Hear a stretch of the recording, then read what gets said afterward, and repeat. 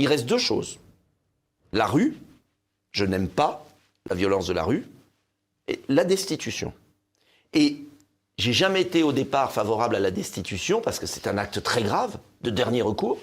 Mais si Emmanuel Macron, je le dis solennellement, si Emmanuel Macron ne fait pas un geste, s'il ne demande pas l'arbitrage du peuple, eh bien il faudra lancer la destitution de cet homme dangereux et déséquilibré à la tête de l'État. Alors si je peux me permettre, hein, vous savez ce que je vais vous dire. Quand on n'est pas capable de voter une motion de censure contre un gouvernement, on a peu de chances quand même de faire voter une destitution. C'est ce que j'ai répondu toujours, Élise Blaise, à ceux qui me demandaient de lancer la destitution.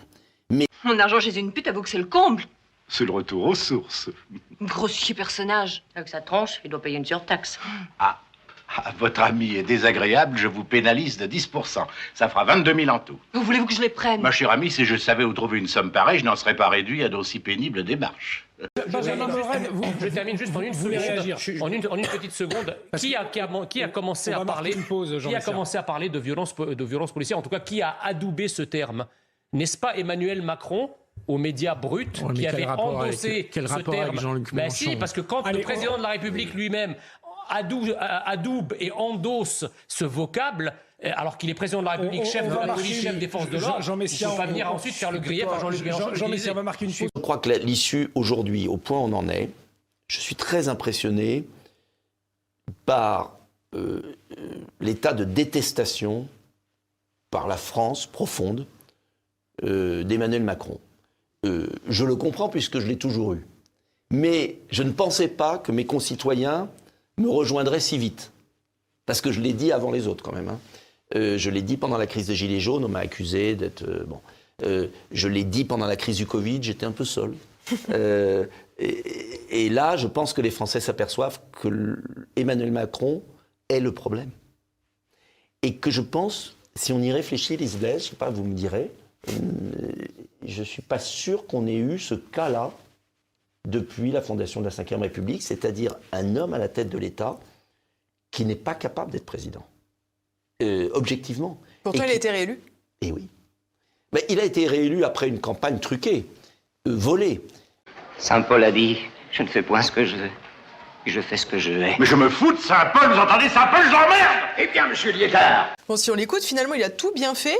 C'est nous qui sommes ingrats. Écoutez, voilà, la première question à laquelle j'ai rien à répondre, parce que quand un chef d'État ose dire que jamais depuis des décennies, les smicards n'ont eu autant de pouvoir d'achat, là, je pense qu'il n'y a plus rien à dire. C'est gravissime. Parce que les smicards affrontent une hausse des prix alimentaires de 30%, une augmentation de l'énergie de 15% pour le bouclier tarifaire, mais il y a aussi l'essence. Mais enfin, les bras m'en tombent, voilà. Et ça, c'est dramatique. Mais dramatique. Oh, c'est un trop.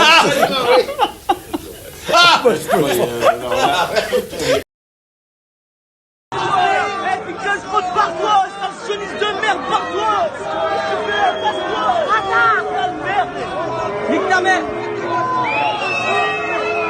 C'est une série, hein.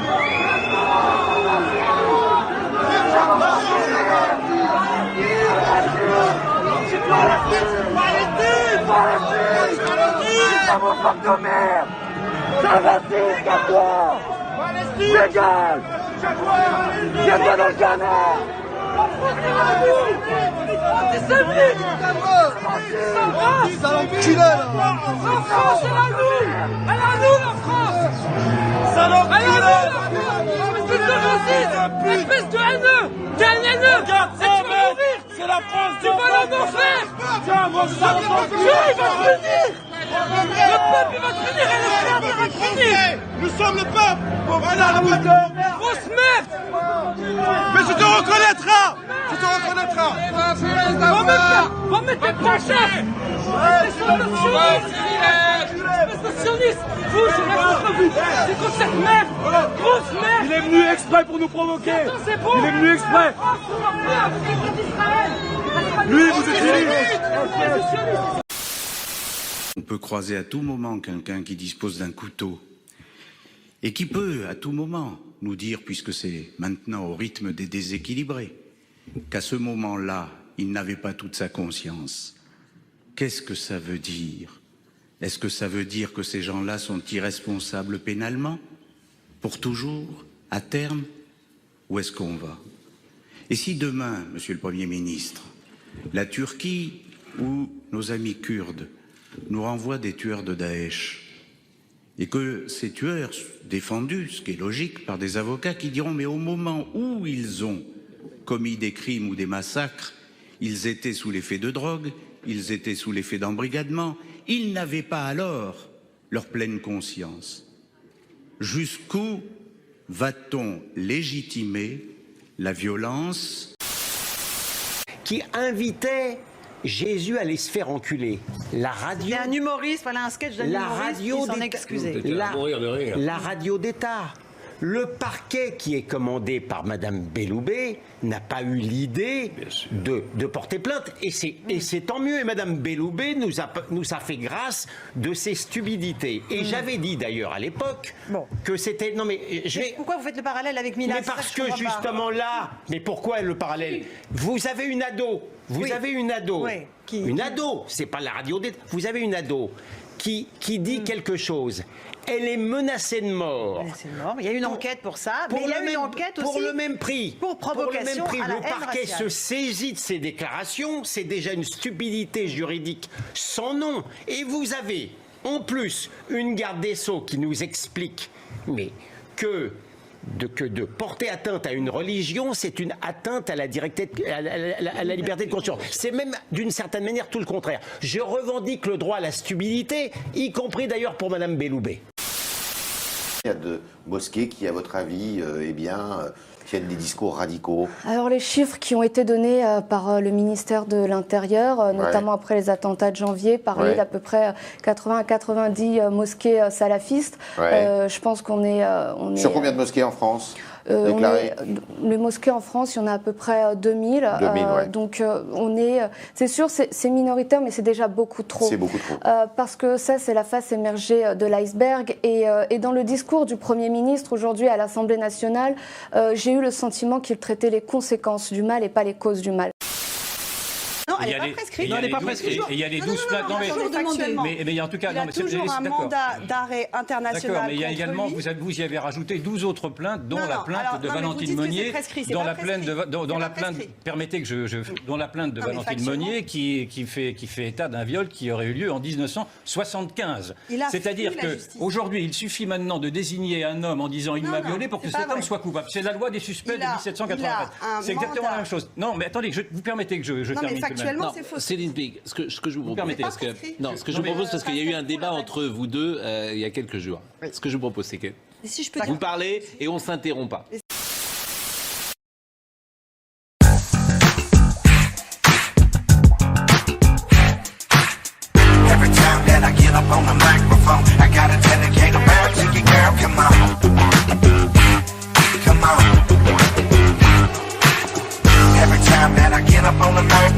I gotta dedicate a round to you, girl, come on.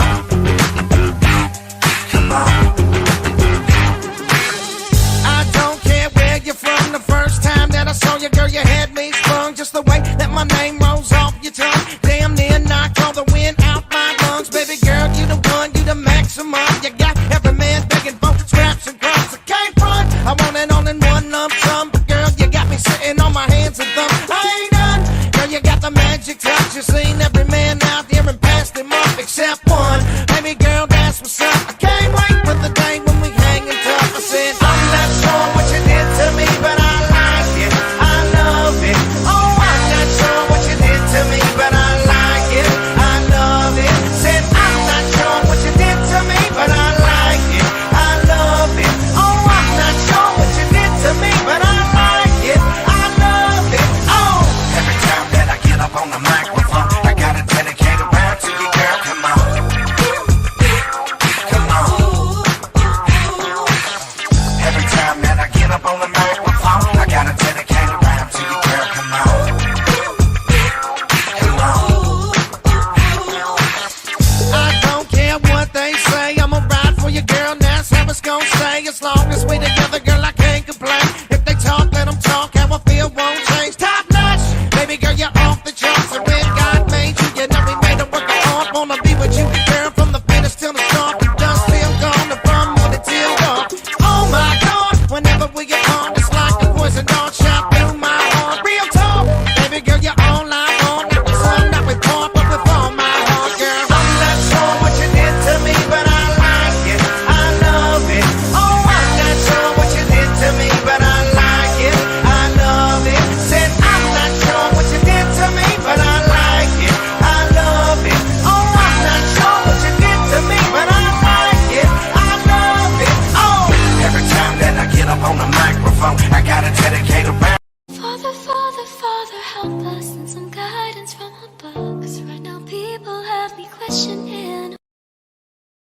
Vaccin dont on a la preuve sous les yeux qu'il ne marche absolument pas. Sur le vaccin qui est devenu quelque chose qui n'est pas connecté à la réalité, on ne peut pas dire que le vaccin arrête l'épidémie, on ne peut pas dire qu'il présente un intérêt pour les gens qui n'ont pas de facteur de risque. Personne ne peut maintenir une chose pareille maintenant. On sait que c'est pas vrai. Quand même, on est à 10 milliards de doses. Enfin, c'est pas vrai. Là, vous allez voir ce site que je vous conseille de consulter et de voir tout le temps, qui est celui du John Hopkins, où vous allez voir qu'on est quasiment à 10 milliards de vaccins. Il n'y a jamais eu autant de cas. Aux États-Unis, la situation explose. La France, qui tient le record juste après les États-Unis, la situation est exactement la même. Et ce qui est extrêmement étrange et intéressant, c'est le niveau de tension sur la volonté d'augmenter la couverture vaccinale pour un vaccin dont on a la preuve sous les yeux qu'il ne marche absolument pas. Et donc ça, c'est extrêmement intéressant, puisque à la limite, on peut toujours dire, écoutez, les gens qui sont fragiles pourraient être vaccinés, ce qui est vrai. C'est possible y compris avec ce nouveau variant, ça sert à quelque chose. Mais il n'y a aucun intérêt démontré, aucun à vacciner une population qui n'est pas à risque, puisque l'épidémie flambe de plus en plus au fur et à mesure qu'on fait de vaccins, et plus on fait de vaccins, plus il y en a. Donc on est dans une situation qui est compliquée. Pourquoi ? C'est ce que j'ai eu l'occasion de dire. D'abord, on est sorti de la science. C'est plus du tout de la science. C'est de la croyance, c'est de la religion. Ça avait été très très bien défini, ça, par Karl Popper. Karl Popper, qui est le premier historien des sciences, analyste des sciences du XXe siècle, disait « Si vous ne pouvez pas trouver des éléments qui montrent que votre théorie scientifique est fausse, c'est que ça n'est pas une théorie scientifique, c'est de la religion. » Personne ne remet vraiment en cause cette manière de penser, qui est un peu complexe, la falsifiabilité. Si vous ne pouvez pas accepter que votre théorie est fausse, vous êtes sorti de la science et vous y croyez, quoi qu'il arrive. Et donc, vous commencez à avoir des comportements religieux qui, sur le vaccin, qui est devenu quelque chose qui n'est pas connecté à la réalité. On ne peut pas dire que le vaccin arrête l'épidémie, on ne peut pas dire qu'il présente un intérêt pour les gens qui n'ont pas de facteur de risque. Personne ne peut maintenir une chose pareille maintenant. On sait que c'est pas vrai. Quand même, on est à 10 milliards de doses. Enfin, c'est pas vrai.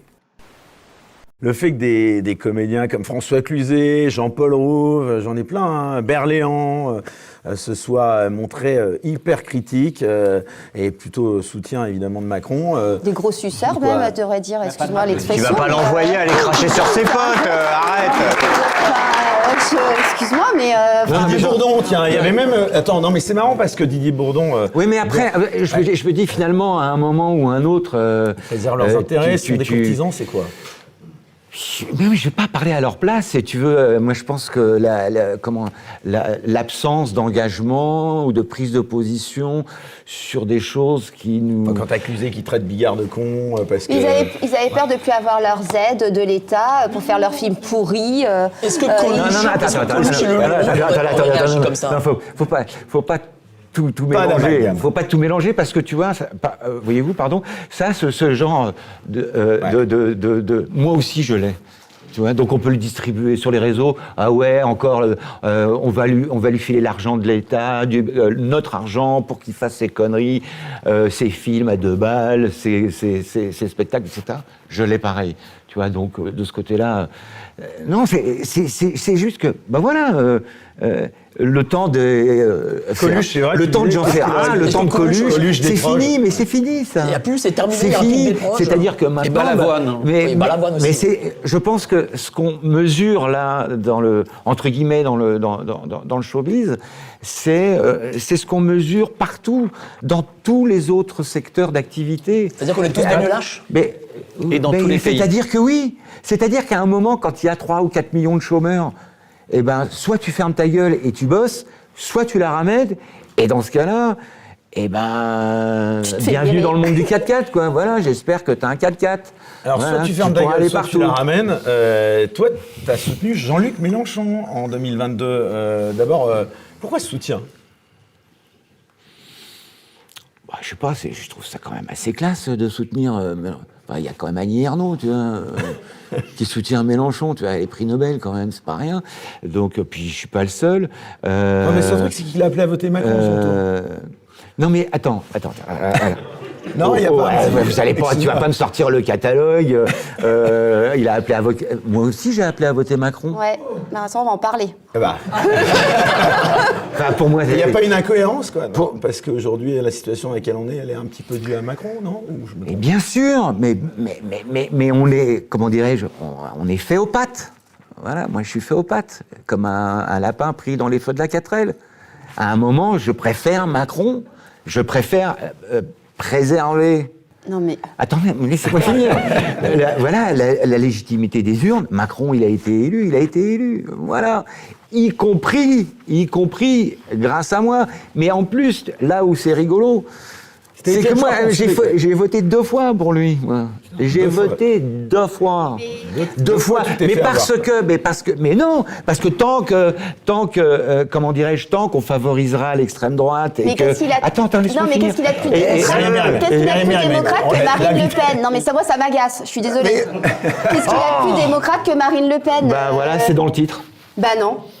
Bah non, je suis désolée. Bon. Moi, je suis socialiste. Et je l'assume. À quel moment il s'est dit, tiens, je vais aller ébouriffer la tête de Kylian Mbappé, ça va lui faire plaisir? Ben non, ça lui fait pas plaisir, on l'a vu, Kylian Mbappé sur les images. Il est ailleurs, il est hébété par sa défaite, il a surtout envie de digérer ça tout seul. Moi, je suis socialiste. Et je l'assume. On aurait dit un stagiaire chez McKinsey en overdose de poppers.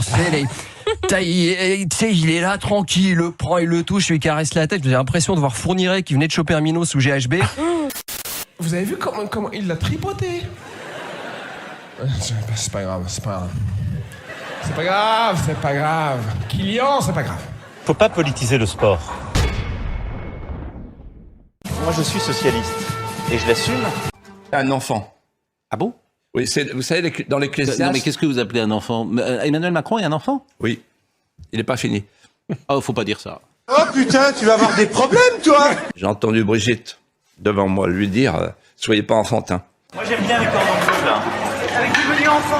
Franchement, donnez-moi des petits chocolats ou des machins. Non, je veux pas que tu manges des saloperies. Oh, bah merde. Non, tu vas dîner correctement. Bon, alors d'accord. Moi, je suis socialiste.